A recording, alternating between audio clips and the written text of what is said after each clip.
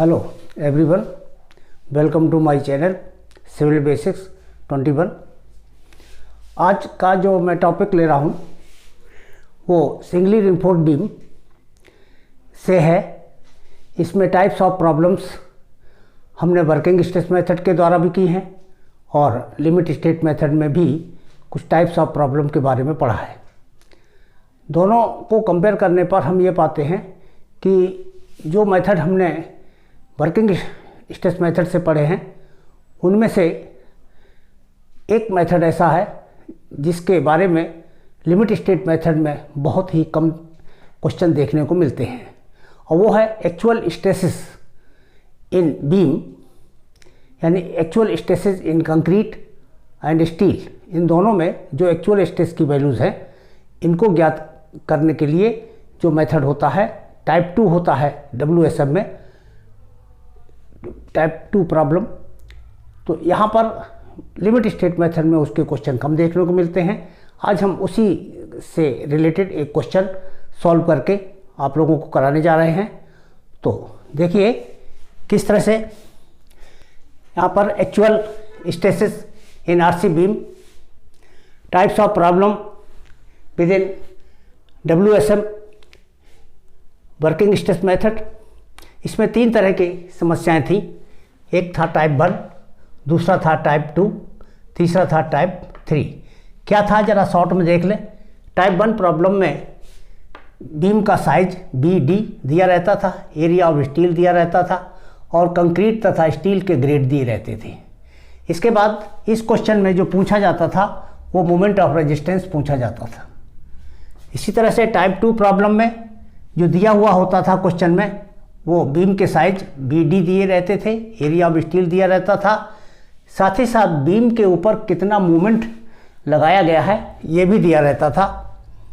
इसके बाद इसमें रिक्वायर क्या होता था, यानी पूछा क्या जाता था, actual stresses in concrete and steel. तो ये दोनों पूछे जाते हैं। टाइप 3 प्रॉब्लम में मूवमेंट बीम के ऊपर कितना लगाया गया है ये दिया रहता था, या इसके स्थान पर लोड और स्पान दे देते थे, ग्रेड दे देते थे स्टील और कंक्रीट के। साथ ही साथ जो रिक्वायरमेंट होती थी बीम का पूरा डिजाइन करना होता था। तो बीम का डिजाइन में हमारा बीम का चौड़ाई भी बतानी होती थी, बीम की गहराई भी बतानी होती है और एरिया ऑफ स्टील की मात्रा भी बतानी पड़ती है। तो ये तो हमारा WSM में था सिस्टम। अब यही चीज़ लिमिट स्टेट में जो हम क्वेश्चन देखते हैं वो लिमिट स्टेट के क्वेश्चन टाइप 1 प्रॉब्लम इसमें ठीक ऊपर की तरह से ही है। बीम का BD, area of steel, grade ये सब दिए रहते हैं और MU मोमेंट ऑफ रेजिस्टेंस पूछा जाता है लिमिट स्टेट में। टाइप 2 जो प्रॉब्लम है इसमें मोमेंट दिया रहता है, यानी लोड दिए रहते हैं, स्पान दिया रहता है और कंक्रीट के ग्रेड, कंक्रीट और स्टील दोनों के ग्रेड भी बता दिए जाते हैं। इसके साथ ही साथ रिक्वायर्ड में क्या होता था, बीम का चौड़ाई, बीम की गहराई और एरिया ऑफ स्टील, यानी ये डिजाइन की क्वेश्चन है। डिजाइन प्रॉब्लम को यद्यपि हम 2 भागों में बांट सकते हैं। किसी किसी क्वेश्चन में BD के मान दे दिए जाते हैं, केवल एरिया ऑफ स्टील पूछा जाता है, और किसी क्वेश्चन में केवल B दे दिया जाता है, D और AST पूछा जाता है। तो ये सारी डिजाइन प्रॉब्लम के अंतर्गत ही आता है। पहली हमारी प्रॉब्लम जो है ये एनालिसिस के अंतर्गत आता है। इसमें मूवमेंट ऑफ रेजिस्टेंस ये ज्ञात करने होते हैं। इसमें हम देखते हैं कि जो ये हमारा टाइप 2 प्रॉब्लम है actual stresses in concrete and beam, इससे रिलेटेड क्वेश्चन ज़्यादातर किताबों में देखने को नहीं मिलते हैं। इससे रिलेटेड क्वेश्चन रेयर ही कहीं मिल जाए तो मिल जाए, वरना इनका उल्लेख ज़्यादातर किताबों में नहीं किया गया। हालांकि इसकी कोई बहुत ज़्यादा इम्पोर्टेंस नहीं है, फिर भी हम इसका एक क्वेश्चन जो है कराना चाहेंगे कि ये क्वेश्चन आखिर कैसे किया जाता है, एक्चुअल स्ट्रेसेस कैसे ज्ञात किए जाते हैं। तो इसको एक क्वेश्चन हम टेकअप करते हैं।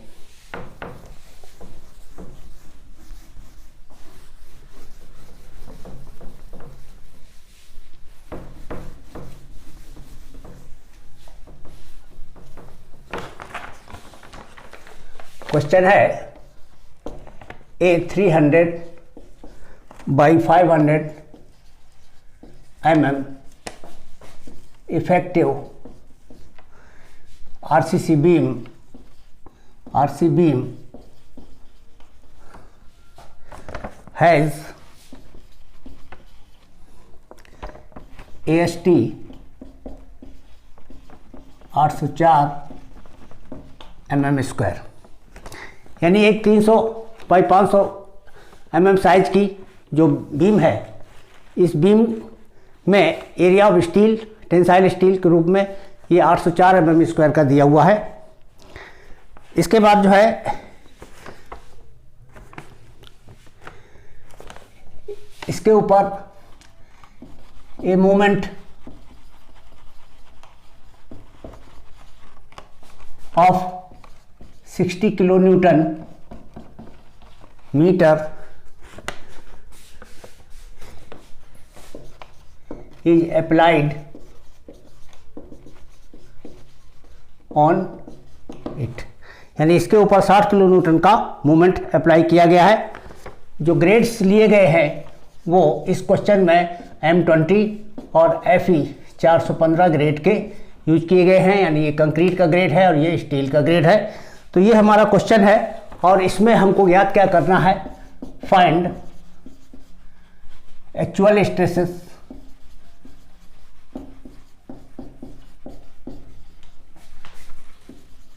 in concrete and steel।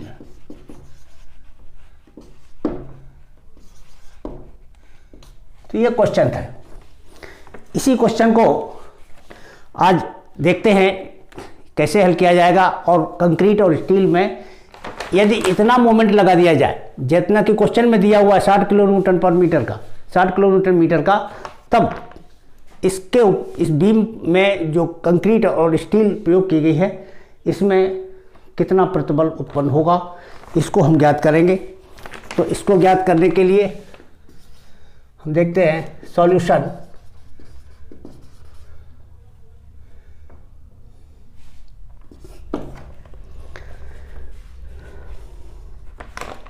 सबसे पहले हम निकालेंगे फैक्टर्ड मोमेंट।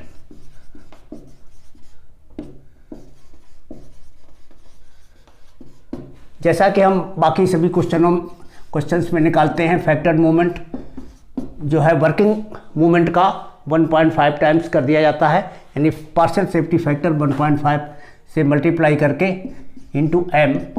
तो ये हो गया 1.5 इंटू m की वैल्यू क्वेश्चन में 60 दी गई है, ये हमारे 90 किलो न्यूटन मीटर के बराबर ये वैल्यू आ गई।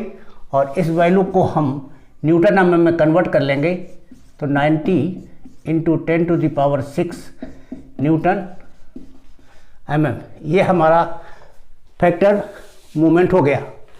इसके बाद हम निकालते हैं depth of neutral axis. Depth of neutral axis इसके बाद हम ज्ञात करेंगे।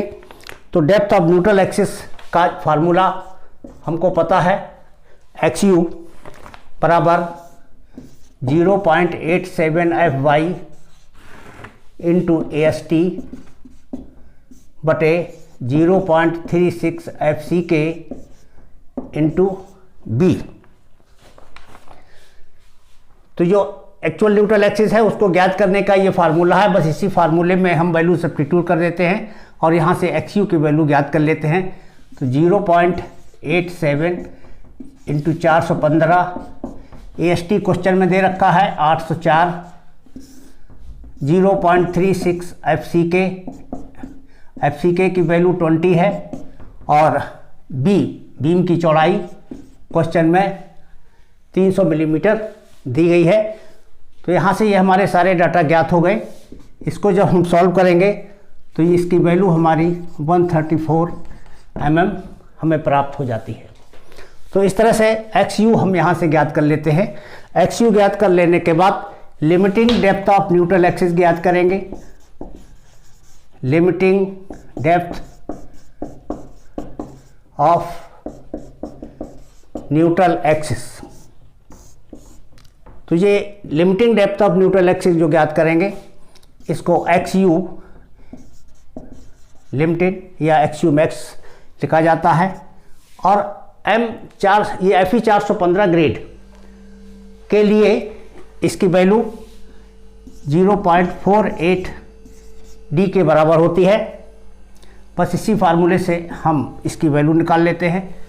0.48 और D की जगह जो प्रभावी गहराई क्वेश्चन में डायरेक्ट इफेक्टिव डेप्थ दे रखी है, इसलिए 0.48 × 500 इससे मल्टीप्लाई कर देंगे।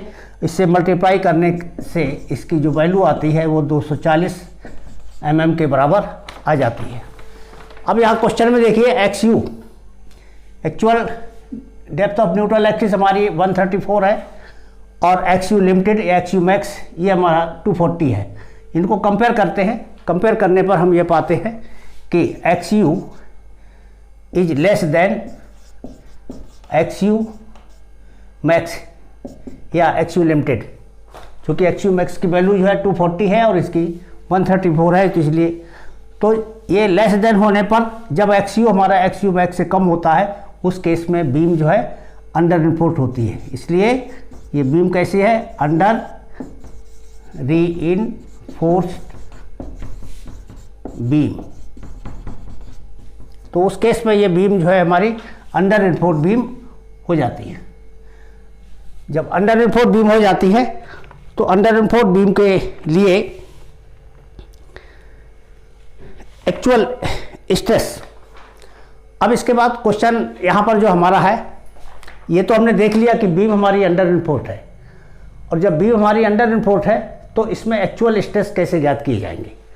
एक्चुअल स्ट्रेस ज्ञात करने के लिए जो मोमेंट ऑफ रेजिस्टेंस वाला फार्मूला है MU ज्ञात करने का, हम उसी का प्रयोग करते हैं।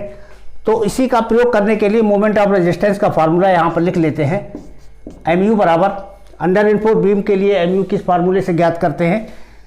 ये हम ज्ञात करते हैं 0.87 FY into AST into D minus 0.42 XU।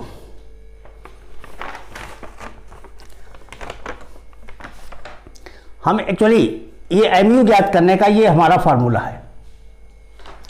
तो यहाँ क्वेश्चन में हमको MU तो ज्ञात नहीं करना है, हम चाहें तो इसका MU भी ज्ञात कर लें कि इसका जो मैक्सिमम अधिकतम सामर्थ्य है, मोमेंट ऑफ रेजिस्टेंस जो है, यानी ये बीम कितना अधिक से अधिक मूवमेंट वहन कर सकती है, हम इसकी गणना भी यहाँ पहले कर सकते हैं। तो मान लीजिए हम इसी की गणना पहले कर लेते हैं। तो इसको गणना करने पर 0.87 वैल्यू रखते जाइए। FY का मान 415, AST का मान 804, D का मान 500 क्वेश्चन में दिया हुआ है, माइनस 0.42 इंटू XU ऊपर कैलकुलेट कर चुके हैं 134, और ये हमारी वैल्यू जो है 128.8 किलो न्यूटन मीटर के बराबर आ जाती है। तो इस तरह से ये तो हमने मालूम कर लिया कि जो बीम क्वेश्चन में दी गई है उस बीम का जो MU है, यानी अल्टीमेट या मोमेंट ऑफ रेजिस्टेंस है, अधिकतम जो सामर्थ्य है मूवमेंट वहन करने की, वो हमारी 128.8। लेकिन यहाँ जो क्वेश्चन है, क्वेश्चन में ये पूछा नहीं गया है कि बीम का मोमेंट ऑफ रेजिस्टेंस कितना है। क्वेश्चन में तो ये पूछा गया कि हमने जो लोड लगाया है बीम के ऊपर, वो हमने कितना लगाया है, 90 किलो न्यूटन मीटर का हम ये लोड लगा रहे हैं। जैसे बीम की अपनी सामर्थ्य इतनी है, अगर बीम की इतनी सामर्थ्य के इतना मूवमेंट हम लगा दें तो स्टील में कितना प्रतिबल उत्पन्न होगा, ये 0.87 FY के बराबर स्टील में प्रतिबल उत्पन्न हो जाएगा। लेकिन अगर हम इससे ये मूवमेंट कम कर दें तो कम कर देने में देखिए यहाँ पर कोई भी संख्या ऐसी नहीं है जो कि इसमें चेंज होगी, केवल यही प्रतिबल हमारा बदल जाएगा। ये प्रतिबल कम उत्पन्न होगा। अगर मूवमेंट कम लगाएंगे तो स्टील में प्रतिबल भी हमारा चरम प्रतिबल ना होकर के या डिजाइन स्ट्रेस जो स्टील में उत्पन्न होती है 0.87 FY परमिसिबल स्ट्रेस, तो परमिसिबल स्ट्रेस न उत्पन्न होकर के उससे कम प्रतिबल उत्पन्न होगा। तो इसमें वास्तविक प्रतिबल उत्पन्न होगा। तो वास्तविक अवस्था के लिए हम यहाँ क्या करेंगे, mu का मान तो रख देते हैं 90 इंटू 10⁶, इसको हम न्यूटन mm के पदों में रखेंगे। तो ये तो एक्चुअल मूवमेंट रख दिया। जब एक्चुअल मूवमेंट रख दिया तो यहाँ ध्यान दें, हम इस फार्मूले के इस पद के स्थान पर हम सीधे Fs लिखते हैं, stress, actual stress in steel. ये एक्चुअल स्ट्रेस इन स्टील हो गया, जिसको कि Fs सिंबल से रिप्रेजेंट किया गया। इंटू बाकी पद हम वही रखेंगे, AST into D minus 0.42 XU। और इसको जब हम सॉल्व करेंगे तो 90 इंटू 10⁶ Fs इंटू 804, ये AST की वैल्यू क्वेश्चन में दे रखी है, ये 500 हो गया, माइनस 0.42 इंटू 134 XU। ये XU का मान क्वेश्चन में दिया हुआ है, सॉल्व किया है, अभी आपने निकाला है, यहाँ रख देंगे।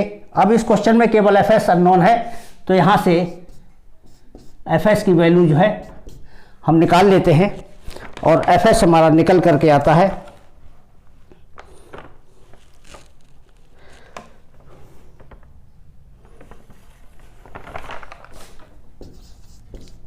252 न्यूटन पर mm²। यानी स्टील में जो वास्तविक प्रतिबल उत्पन्न होगा इतना। अब जरा देखिए, ये प्रतिबल इतना है, ये हमारा परमिसिबल स्ट्रेस से कम है या ज़्यादा, तो which is less than permissible stress कितनी होती है, 0.87 Fy। इसको जब हम सॉल्व करेंगे, Fy का मान 415 रखेंगे, और 0.87 इंटू 415, और जब ये हम सॉल्व करके लाएंगे तो यहाँ से इसका मान जो प्राप्त होता है 361 न्यूटन पर, यानी जो परमिसिबल स्ट्रेस की जो वैल्यू है, जो कि 0.87 Fy से प्राप्त हुई है, उसका मान 361 है। यानी इतना प्रतिबल स्टील में उत्पन्न हो सकता है, और कौन सी स्टील में, Fe 415 ग्रेड की। तो इतना प्रतिबल जब यहाँ पर उत्पन्न हो सकता है, लेकिन जो वास्तविक प्रतिबल जो हमने लोड लगाया है उसके कारण जो प्रतिबल उत्पन्न हुआ है वो केवल 252 न्यूटन पर mm² का। इसका मतलब परमिसिबल स्ट्रेस से ये प्रतिबल कम उत्पन्न हुआ है। इसका मतलब बीम पर जो मोमेंट लगाया गया है वो उसकी सामर्थ्य से कम लगाया गया है, यानी जो उसकी क्षमता है उससे कम मूवमेंट लगा है। क्वेश्चन की रिक्वायरमेंट ये है कि जो भी मूवमेंट लगाया गया उस मूवमेंट के कारण स्टील में और कंक्रीट में कितने प्रतिबल उत्पन्न होंगे। तो ये तो स्टील में प्रतिबल निकाल लिया। अब इसके बाद कंक्रीट में जब प्रतिबल हम निकालेंगे तो उसके लिए देखें अगला स्टेप किस तरह से हल करेंगे।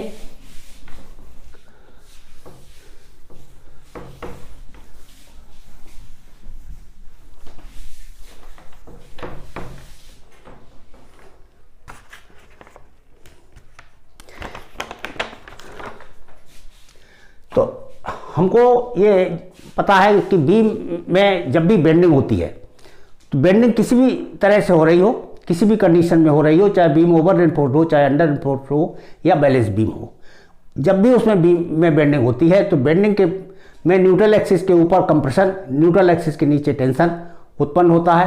टोटल टेंसाइल फोर्स हमेशा टोटल कंप्रेसिव फोर्स के बराबर रहता है। तो यहाँ पर जब हमने एक अधिकतम क्षमता से कम मूवमेंट लगाया बीम के ऊपर तो उसमें भी कंप्रेशन फोर्स उत्पन्न हुआ और टेंसाइल फोर्स भी उत्पन्न हुआ। तो दोनों फोर्स में एक्चुअल, इसको हम ऐसे लिखेंगे, एक्चुअल CU बराबर एक्चुअल TU, यानी टेंसाइल स्ट्रेस, टेंसाइल लोड, और ये है कंप्रेसिव लोड। एक्चुअल ये वास्तविक, यानी ये इस लोड पर जो दिया गया मूवमेंट है इसके कारण इसमें जितना CU उत्पन्न होगा ये, और जितना टोटल टेंसाइल फोर्स उत्पन्न होगा ये। तो टोटल ये एक्चुअल TU तो हमारा निकल आएगा Fs इंटू AST से निकलेगा। देखिए यहाँ Fs इंटू AST से निकाला जाएगा, क्योंकि जो स्टील में वास्तव में प्रतिबल उत्पन्न हो रहा है वो केवल Fs उत्पन्न हो रहा है, 0.87 Fy नहीं। तो इसलिए एक्चुअल टी यू की वैल्यू ए S T into F S के बराबर ली जाएगी, जो कि एफ एस की वैल्यू अभी आपने निकाली पीछे, वहाँ से हम निकाल लेंगे। इसी तरीके से कंप्रेसिव फोर्स के लिए आपने फार्मूला पढ़ रखा है 0.36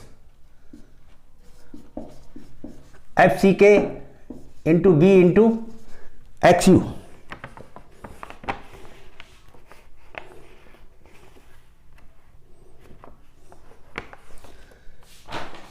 हमको यहां पर कंक्रीट में ये देखना पड़ेगा कि जब हम stress block, design stress block parameter बनाते हैं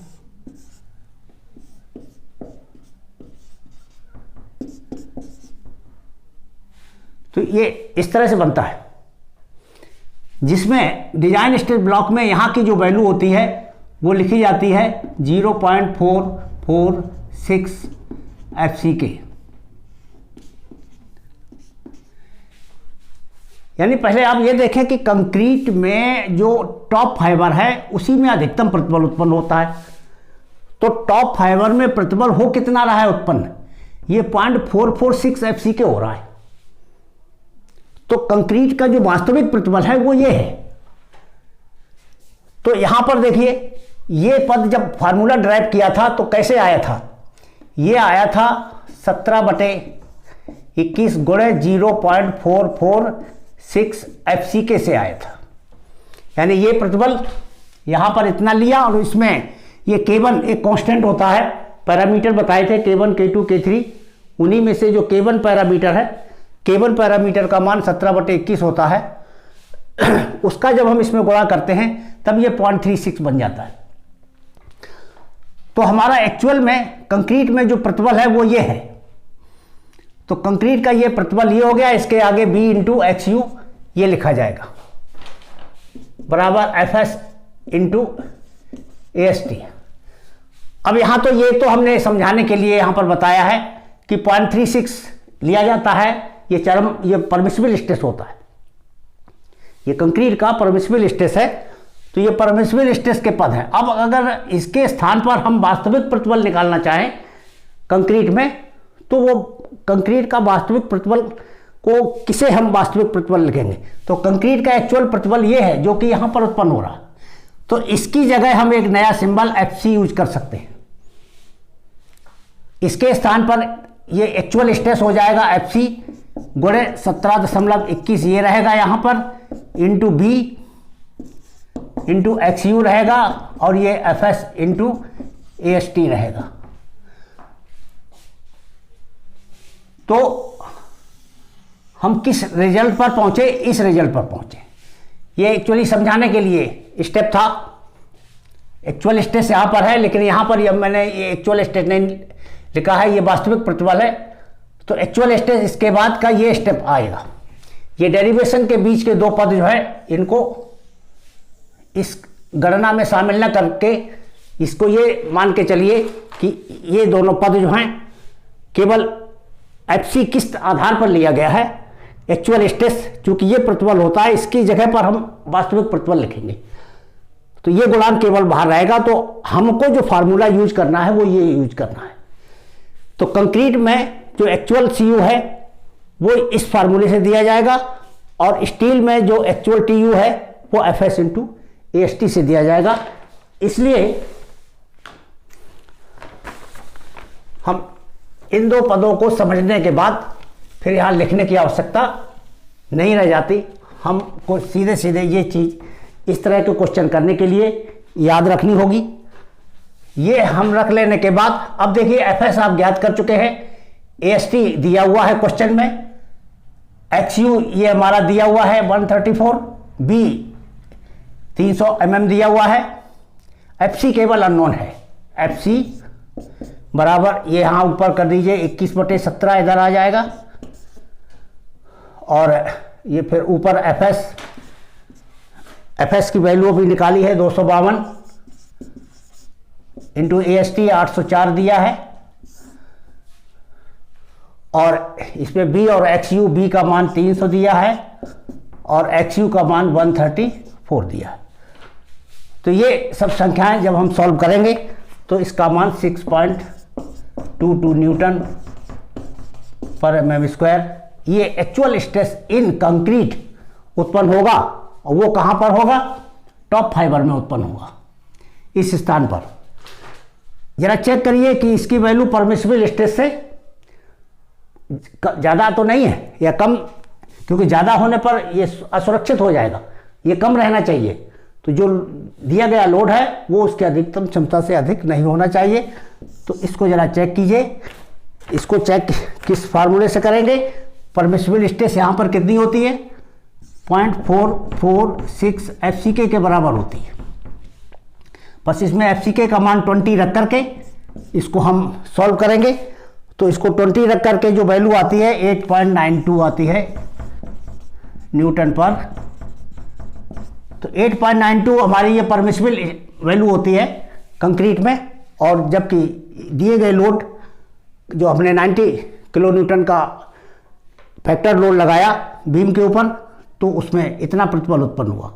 तो इस तरह से हम देखते हैं कि कंक्रीट का प्रतिबल भी हमारा परमिसिबल स्ट्रेस से कम है, और स्टील का प्रतिबल भी परमिसिबल स्ट्रेस से कम है। यानी दिया गया मोमेंट जो लगाया गया है इस बीम को, ये बीम आसानी से उसे वहन कर लेगी, या उसकी क्षमता से कम लोड लगाया गया।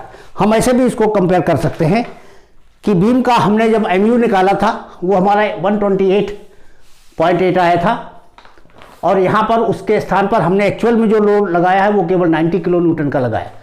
तो जब उसकी क्षमता से कम लोड लगाएंगे तो जो प्रतिबल वास्तविक है वो हमारे दोनों कम ही रहने चाहिए, और वही हमने यहाँ गणना के द्वारा यहाँ पर सिद्ध किया है कि इसके मान कम निकल करके आते हैं। तो एक्चुअल स्ट्रेसेस ज्ञात करने का एक ये मेथड है। इसी तरीके से हम किसी भी क्वेश्चन में अगर पूछा जाता है तो ये हम एक्चुअल स्ट्रेस ज्ञात कर सकते हैं। तो ये टॉपिक यहीं पूरा होता है। Thank you for next video.